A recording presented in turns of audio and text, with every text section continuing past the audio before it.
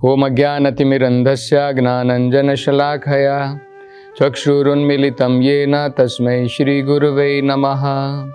नमो ओं विष्णुपादाय कृष्णप्रेष्ठाय भूतले श्रीमते भक्तिवेदान्तस्वामिन् इति नामिने। नमस्ते सरस्वते देवे गौरवाणी प्रचारिणे निर्विशेषशून्यवादी पाश्चात्यदेशतारिणे। जय श्री कृष्ण चैतन्य प्रभु नित्यानंद श्री अद्वैत गदाधर श्रीवासदि गौर भक्तवृंदा।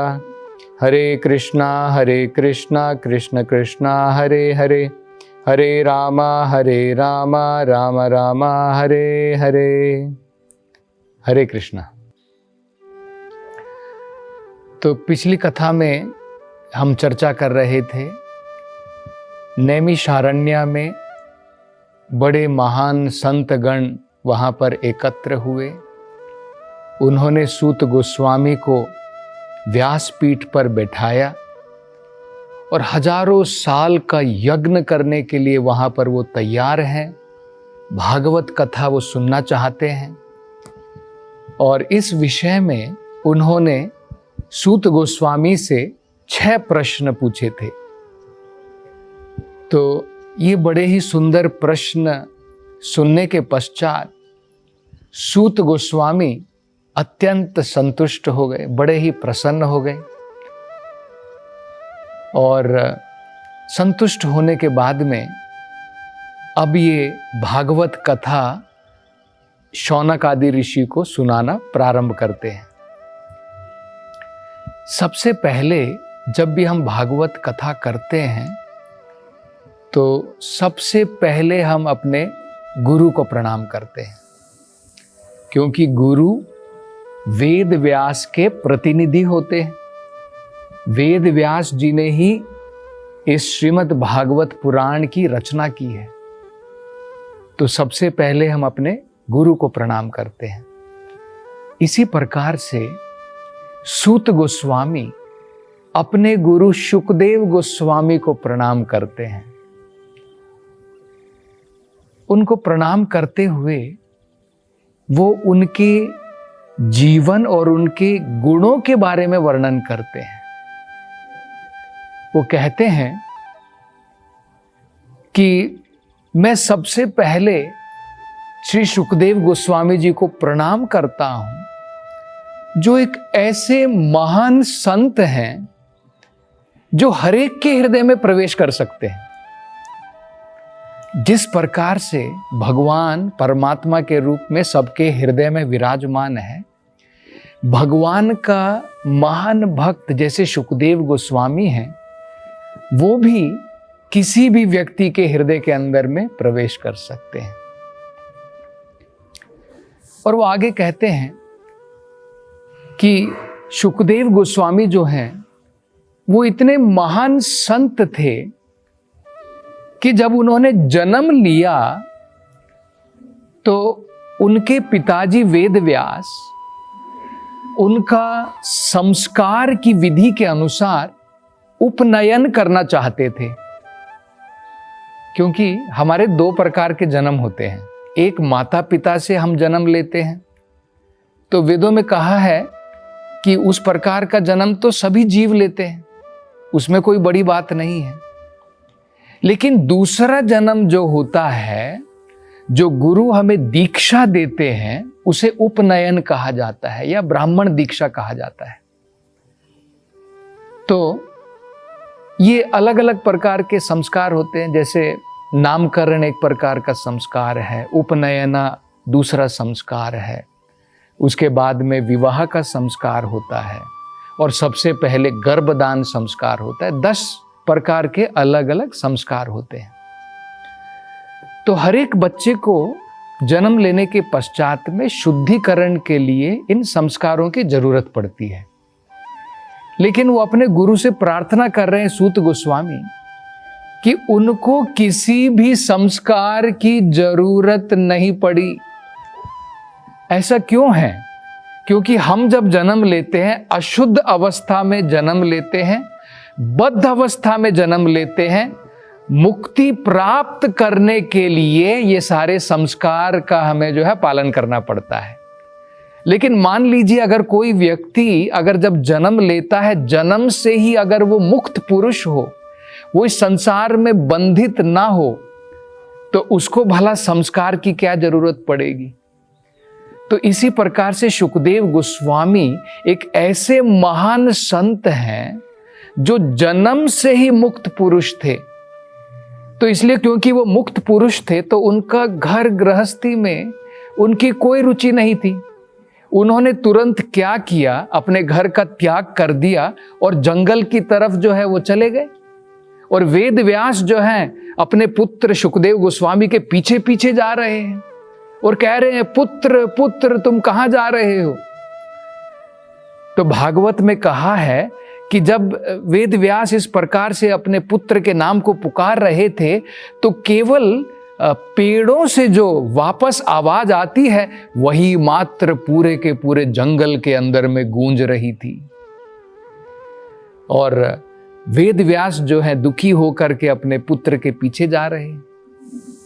और आगे वो प्रार्थना में कहते हैं कि मैं ऐसे महान संत शुकदेव गोस्वामी जो मेरे गुरु हैं, मैं उनसे ये प्रार्थना कर रहा हूँ, भागवतम बोलने से पहले, भागवतम का कीर्तन करने से पहले मैं उनसे प्रार्थना कर रहा हूँ जो एक ऐसे महान संत हैं जो सारे के सारे संसारी नाम करुणया, इन संसारी लोगों के ऊपर जिनकी अत्यंत करुणा है, क्योंकि बिना महान भक्तों की करुणा के व्यक्ति इस भौतिक संसार को पार नहीं कर सकता है।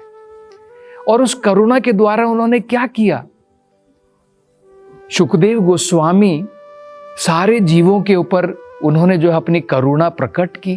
कैसे उन्होंने प्रकट की, वो कहते हैं अखिल श्रुति सारम एकम। ये जो भागवत पुराण है, जो अखिल श्रुति सारम, सारे वेदों का जो सार है, जिस प्रकार से दूध के अंदर में मलाई जो होती है, जो क्रीम होती है, वो उसका सार होती है, जिसके द्वारा हम मक्खन बना सकते हैं, जिसके द्वारा हम घी बना सकते हैं। इसी प्रकार से सारे वेदों का सार ये भागवत पुराण है। और उनकी करुणा के द्वारा पहली बार भागवत कथा शुकदेव गोस्वामी ने परीक्षित महाराज से कही। तो बड़ी ही करुणा के द्वारा उन्होंने ये भागवत जो है कही, इसलिए वो उनको प्रणाम कर रहे हैं, अपने गुरु को प्रणाम कर रहे हैं। गुरु को प्रणाम करने के पश्चात वो आगे दोबारा प्रार्थना करते हैं। आगे वो प्रार्थना में क्या कहते हैं, नारायणं नमस्कृत्यं नरं चैव नरोत्तमं देवीं सरस्वतीं व्यासं ततो जयम् उदीरयेत्। वो प्रार्थना करते हैं कि मैं भगवान नारायण से प्रार्थना करता हूं। नारायणं नमस्कृत्यं नरं चैव नरोत्तमं। और नर नारायण ऋषि जो स्वयं भगवान नारायण के अवतार हैं, जो बद्रिका आश्रम में आज भी हैं, जिन्होंने मानव समाज को तपस्या करना सिखाया, मनुष्य का जीवन हमें कैसे व्यतीत करना चाहिए नर नारायण ऋषि ने सिखाया, उनको भी मैं प्रणाम करता हूं। तो पहले नारायण को, बाद में नर नारायण ऋषि को, बाद में देवीं सरस्वतीं व्यासम, सरस्वती देवी जिनके द्वारा हमें ज्ञान की प्राप्ति होती है, उन्हें भी मैं नमस्कार करता हूं। तो नारायणं नमस्कृत्यं नरं चैव नरोत्तमं देवीं सरस्वतीं व्यासम। और अंत में वेद व्यास को मैं प्रणाम करता हूं, जिन्होंने सारे के सारे वेद भागवत पुराण हमें प्रदान किए हैं। तो ये प्रणाम करने के पश्चात सूत गोस्वामी, शौनक आदि जो ऋषि वहां पर जो जमा हुए थे, उन्होंने जो प्रश्न पूछे थे उनको धन्यवाद देते हैं। और कहते हैं कि तुम्हारे समान जो श्रेष्ठ प्रश्न तुमने किए हैं, उस प्रकार के प्रश्न बहुत महत्वपूर्ण हैं, क्योंकि ये सारे संसार की भलाई के लिए। अब देखिए, हम भी भौतिक संसार में अनेकों प्रश्न पूछते हैं। स्टॉक मार्केट से लेकर के जानवर भी दिन रात प्रश्नों में ही लगे रहते हैं। आज जितनी भी वैज्ञानिक खोजें हुई हैं, वो सब किसके द्वारा हुई हैं? प्रश्नों के द्वारा। जब हम प्रश्न करते हैं, ये ऐसा क्यों है, वो ऐसा क्यों है, लेकिन इन्होंने जो प्रश्न किए हैं, जो शौनक आदि ऋषि, जो महान ऋषिगण वहां पर एकत्र हुए थे, उन्होंने जो प्रश्न किए हैं वो सारे समाज की भलाई के लिए हैं। तो क्या कहते हैं? मुनयः साधु पृष्ठोहम भवद्भिर्लोकमंगलम। हे मुनिगण, आपने जो मुझसे प्रश्न किए हैं, भवद्भिर लोकमंगलम, ये सब लोक मंगल के लिए है, सभी की शुभता के लिए ये जो प्रश्न, सभी की भलाई के लिए ये जो प्रश्न किए हैं, ये बड़े महत्वपूर्ण हैं। ऐसा क्यों है? ये नात्मा सुप्रसिद्धति कृष्ण संप्रश्नो। ये सारे प्रश्न भगवान कृष्ण से रिलेटेड हैं, क्योंकि उनसे संबंधित है, उनसे जुड़े हुए हैं। और जिसके द्वारा क्या होगी? आत्मा सुप्रसिद्धति। बाकी प्रश्नों के द्वारा आत्मा जो है संतुष्ट नहीं होती है, लेकिन भगवान के विषय में जब हम प्रश्न करेंगे, उसके उत्तरों को सुनेंगे, उसके द्वारा ये नात्मा सुप्रसिद्धति, आत्मा जो है बिल्कुल संतुष्ट हो जाएगी। तो इस प्रकार से उनको धन्यवाद करते हैं। और अब जो है आगे जो उन्होंने प्रश्न पूछे थे, अब एक एक करके उनका उत्तर देते हैं। और इस द्वारा जो है इस प्रकार से पूरी भागवतम वो जो है कह करके सुनाते हैं, जैसे उन्होंने शुकदेव गोस्वामी से उस सभा में वहां पर सुनी थी। तो एक प्रश्न इन शौनक आदि ऋषियों ने पूछा था कि मानव जीवन में सबसे हमारी उत्तम भलाई कौन सी है, एकांत श्रेय जिसे कहते हैं, ये प्रश्न पूछा था। और ये भी प्रश्न पूछा था कि बहुत सारे वेद हैं, बहुत सारे वेदों के अंदर में अलग अलग कार्यक्रम बताए गए हैं, अलग अलग नियम बताए गए हैं। तो इनका सबका सार कृपा करके आप हमें जो है बता दीजिए, क्योंकि कलयुग के अंदर में मनुष्य की आयु भी कम है, अनेकों प्रकार के दोष से भरा हुआ है ये कलयुग। तो कृपा करके सभी वेदों का सार हमें बता दीजिए। तो अब सूत गोस्वामी जो है वेदों का सार बताते हैं। वो क्या कहते हैं? बड़ा सुंदर श्लोक है। वो कहते हैं, सवै पुंसां परो धर्मो यतोर भक्तिर अधोक्षजे अहेतुकी अप्रतिहता ययात्मा सुप्रसिद्धति। वो कहते हैं कि सारी मानवता के लिए सबसे परम धर्म कौन सा है? सवै पुंसाम, सारी की सारी मानवता के लिए, परो धर्मो, सबसे परम धर्म कौन सा है? सवै पुंसाम परो धर्मो यतोर भक्तिर अधोक्षजे। भगवान अधोक्षजा, जो भगवान को हम इन इंद्रियों के द्वारा नहीं समझ सकते हैं, उन्हें अधोक्षजा कहा जाता है।